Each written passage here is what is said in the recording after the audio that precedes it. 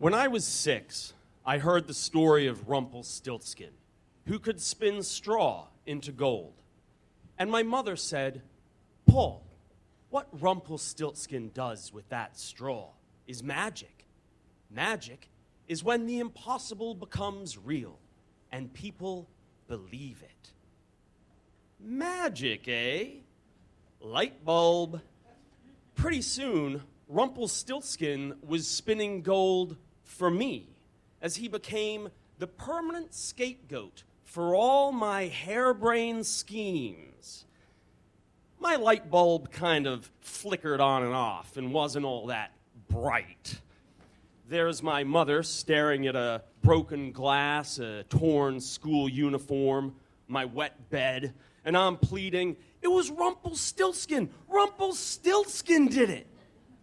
And in my mind, she believed me.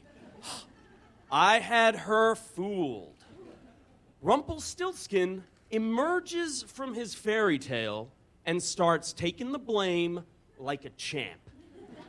He also becomes a kind of a life coach, goading me, pushing me toward gold. "Hey, Paul, don't take just 2 cookies. Stick one under your armpit and take a 3rd. Hey, Paul, you don't need those clothes. Throw them out the car window. Naked is better. Hey, Paul, no lifeguard on duty? Who cares? Jump." That one worked out well. So I go to the birthday party of Toby Buckridge, and there's this magician there, and he's showing us illusions. Among his many tricks, the one that sticks firmly in my mind is when he pulls out what appears to be a wad of cotton and lights it on fire. Showing it to the 20 eager eyes in the room, he then puts the fire into his mouth, withdrawing it extinguished. Well, I am mesmerized. "Hey, Paul, you can do that, and you can do it better." Needless to say, I totally forgot to wish Toby Buckridge happy birthday. Running home, I start calling to my family, "I gotta show you something, I gotta show you something. Stay here." I dart out of the kitchen, returning moments later with a wad of cotton from the bathroom cabinet and a box of matches. This is the early 80s in Australia, and the kids know where the parents keep the boxes of matches. I assemble my family on one side of the kitchen counter. Going around to the other side, I whip a dish towel off the sink, throwing it over my shoulders. They watch me as I fumble to pull a match from the box. And in that calm, British, everything's going to be okay kind of way, my mother asks, "Paul, is this safe?" My father should probably back her up here, but instead he says, "Son, you've got the match the wrong way round." My 8-year-old sister, now she doesn't say anything, but I know she's probably thinking, whatever this idiot is about to do will serve him right for wetting my bed. It's showtime. I strike the match and hold the cotton to the fire. For lack of a less oxymoronic expression, that burning cotton freezes in time. And what follows is simply moronic. I'm overcome with the intense thought that I may not have quite understood the next step. Firing through the synapses of my brain is the thought, "Holy cow, Batman, what did the guy in the tall hat and the cape do now?" And then, who shows up? Rumpelstiltskin. And he's dancing around on some other synapses.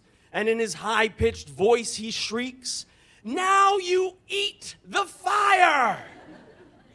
Unfreeze. That magician was not using cotton, because this stuff burns fast. And as the flame singes my fingertips, I open my mouth to let out a scream, but instead throw the fire into my mouth, swallowing it whole, just as my sister yells, "He's gonna die!" Silence.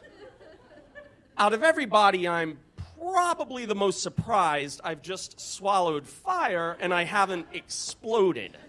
I check myself to make sure I'm still a living, breathing Nimrod. There's nothing else to say, so I say it.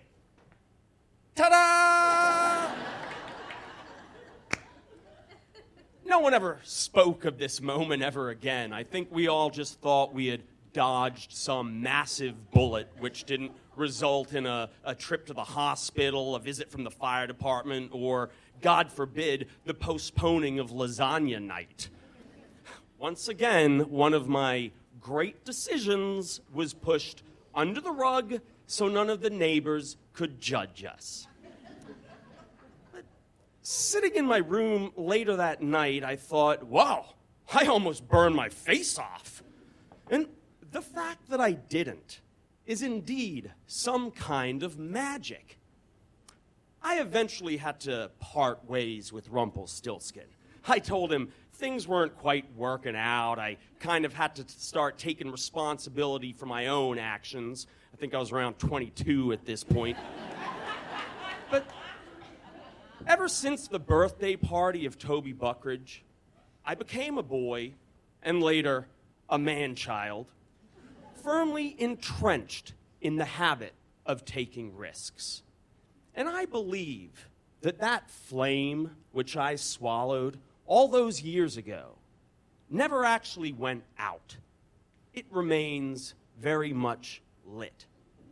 And now this fire in my gut continues to burn, fueling me on my never-ending search for life's wonderful magic.